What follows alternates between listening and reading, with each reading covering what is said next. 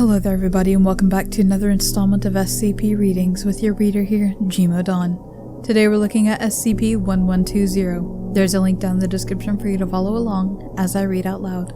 SCP-1120 is the collective name for a number of human skeletons encased in what appears to be pyroclastic igneous rock. Although exposed bone may be shattered and destroyed by conventional means, the epidermal rock layer encasing SCP-1120 has been shown to be incredibly resistant to damage. It is believed that this is a property of SCP-1120 rather than the rock itself, as rock samples appear to lose their anomalous properties once removed from SCP-1120. Laboratory tests on epidermal stone fragments removed from SCP-1120 have identified tephric matrix substructure consistent with that of non-anomalous ignimbrites, though whether or not this accurately reflects the internal petrology of SCP-1120 is unknown. Instances of SCP-1120 vary in a manner consistent with human stature.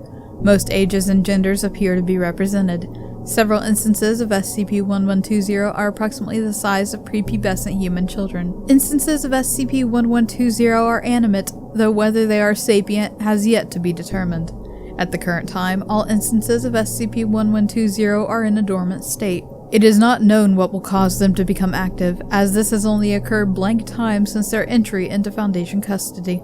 Upon entering an active state, an instance of SCP-1120 will patrol the surrounding area and attempt to seek out a living human subject. If SCP-1120 locates a suitable human subject, SCP-1120 will immediately charge and attempt to grab the subject. Instances of SCP-1120 exhibit inhuman strength and have been observed to break through cinderblock walls and destroy sizable pieces of urban infrastructure while in pursuit. However, pursuit is not singular. Upon spotting another closer subject, SCP-1120 will adjust its course in order to pursue the more proximal target. Coordinated personnel teams can easily exploit this fact to herd instances of SCP-1120 into appropriately designated containment facilities, a process referred to in documentation as Procedure 1120 Epsilon. If any part of a subject's skin comes into contact with SCP-1120, SCP-1120 will immediately cease pursuit. Upon contact, the subject, hereafter referred to as SCP-1120-1, will enter a state of paralysis, remaining frozen in the position in which they were last touched by SCP-1120. The instance of SCP-1120 that initiated contact will assume a supine position and return to a dormant state. Over the course of the next 3 minutes, all skin, muscle, and organ tissue belonging to SCP-1120-1 will transmute into igneous rock,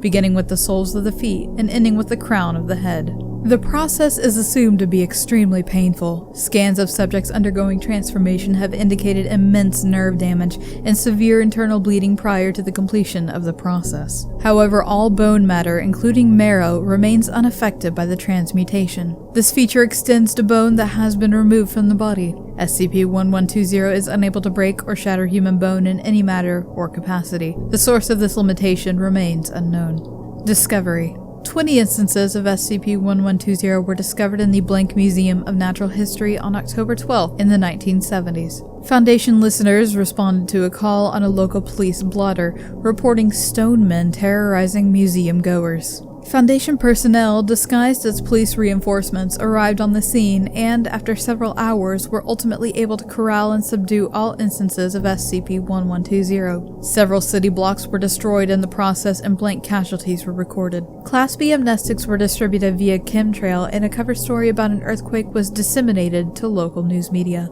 11 other instances were unearthed by an archaeological dig team and redacted on March 6 sometime in the 1980s. Though the specimens remained dormant throughout the excavation, the careless actions of the dig team resulted in the creation of blank more instances of SCP-1120. Reports quickly reached nearby civilians and, in turn, Foundation operatives. SCP-1120 was contained without incident. The remaining instances were discovered and data expunged. It is highly likely that these are not the only instances of SCP-1120 that remain concealed in this way. Operatives are advised to be watchful and to exercise great caution. Addendum 1120-A. The following piece of graffiti was discovered scrawled on the wall of the blank in Pompeii. It is believed that it was left by an agent of a primitive group functioning as a precursor to the current Foundation, though archaeological evidence for this remains scant. There are so many of them, we cannot outrun them. They must be contained before the stone plague spreads further. It has already made it to Herculaneum. There is no time. To anyone who reads this, get out while you can. I go now to provoke the wrath of Vesuvius, in the hope that a cloud of ash will bury them forever. May the gods watch over me. This SCP really took a turn there in that last addendum. It's not often that an SCP file can give a plot twist, and I'm pleasantly surprised to have found this SCP. This stone plague seems to have been around or even have emerged thousands of years ago, before the time when Pompeii was covered by the ashes of Vesuvius. It's definitely an interesting take on the story of Pompeii that maybe the volcano was somehow set off intentionally to stop the stone plague from spreading. On another note, how this plague spreads reminds me a lot of the disease from Game of Thrones Grayscale, although Grayscale doesn't seem to work nearly as fast as this SCP. So that has been SCP-1120. Thank you for joining me on this reading. Like, comment, subscribe, and I will see you guys in the next one.